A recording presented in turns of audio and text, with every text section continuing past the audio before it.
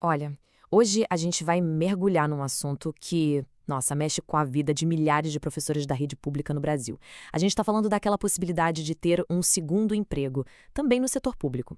Parece uma coisa simples, né? Mas na prática, as regras de hoje acabam criando um verdadeiro labirinto cheio de armadilhas legais. E a grande pergunta que fica é essa aí: um professor pode também ser um servidor público técnico? Pode acumular os dois?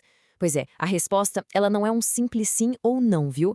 E é justamente essa complicação toda que está no coração de uma nova proposta de emendar a Constituição, uma PEC, que quer finalmente botar um ponto final nessa dúvida. Então vamos lá.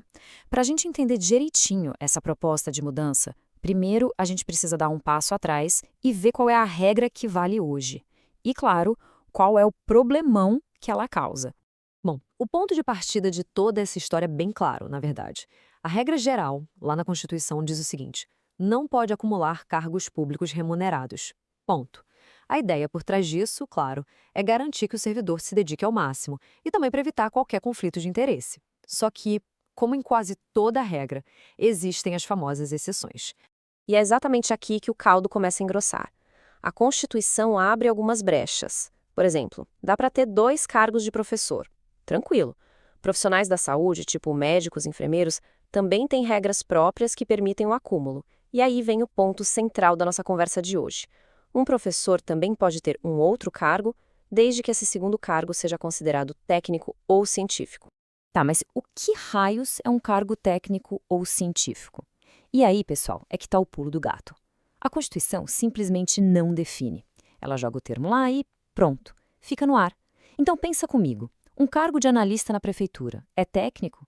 E um técnico de informática num órgão do governo é científico?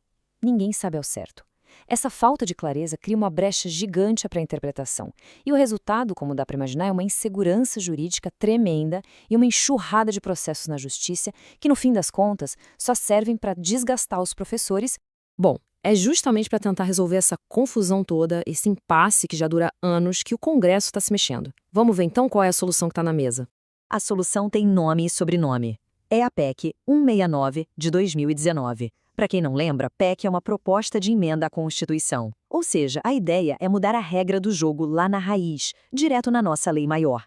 E o que ela propõe é bem direto ao ponto: acabar com essa história de cargo técnico ou científico. Se essa PEC for aprovada, um professor da rede pública vai poder ter seu cargo de professor e mais um outro cargo público qualquer. Sem asteriscos, sem letrinha miúda. É uma mudança e tanto, hein?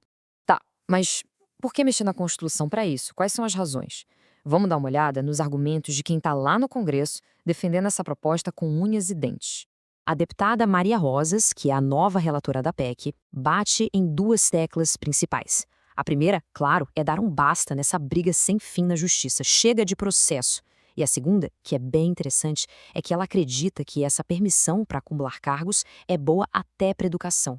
Imagina, um servidor que tem uma baita experiência prática em outra área, podendo levar todo esse conhecimento para dentro da sala de aula. É uma troca que enriquece todo mundo. Já o autor da proposta, o deputado Capitão Alberto, levanta uma outra bandeira, a da justiça, a da isonomia. O que ele diz é basicamente o seguinte: peraí, a gente vê juízes, promotores, um monte de gente de outras carreiras dando aula, acumulando os cargos e ninguém fala nada. Tá tudo certo. Mas quando é um professor que tenta fazer o caminho inverso, aí vira caso de justiça? Para ele, isso cria um tratamento com 2 pesos e 2 medidas, o que acaba complicando e muito a vida do professor. E esse quadro aqui mostra exatamente esse ponto. De um lado, a gente tem a regra para os professores com aquele termo super vago de cargo técnico ou científico que só gera dor de cabeça. Do outro lado, a gente vê outras carreiras, como juízes ou o pessoal da saúde, com regras bem mais claras, bem mais diretas. Então a discussão acaba virando outra, né? Será que está todo mundo sendo tratado da mesma forma no serviço público? Ok, a gente já entendeu os argumentos, já entendeu o problema, mas e aí? Como é que está o andamento dessa proposta? Vamos ver em que pé tá essa história lá no Congresso. Olha, não é qualquer coisa mudar a Constituição. É um caminho longo. Uma PEC precisa passar por várias fases. Primeiro, alguém propõe.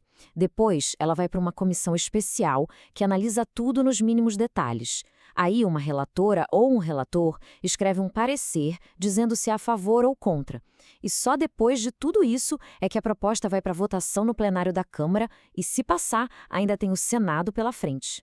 E o status atual da PEC 169 é exatamente esse. Ela está parada nessa fase da comissão especial. A deputada Maria Rosas acabou de assumir como relatora e todo mundo está de olho no parecer dela. A apresentação desse relatório é o próximo grande passo. É ele que vai dizer se a proposta anda de vez ou se vai para a gaveta. E no fim, a gente fica com essa reflexão. Flexibilizar essa regra seria um ato de justiça finalmente dando mais segurança e tranquilidade para os professores? Ou será que ao fazer isso a gente estaria abrindo uma porta perigosa, criando um novo risco para o serviço público como um todo? É uma pergunta difícil, né? De um lado tem a correção de uma falha histórica, do outro a preocupação com o sistema. É um debate complexo, com bons argumentos dos dois lados e que com certeza ainda vai dar muito o que falar.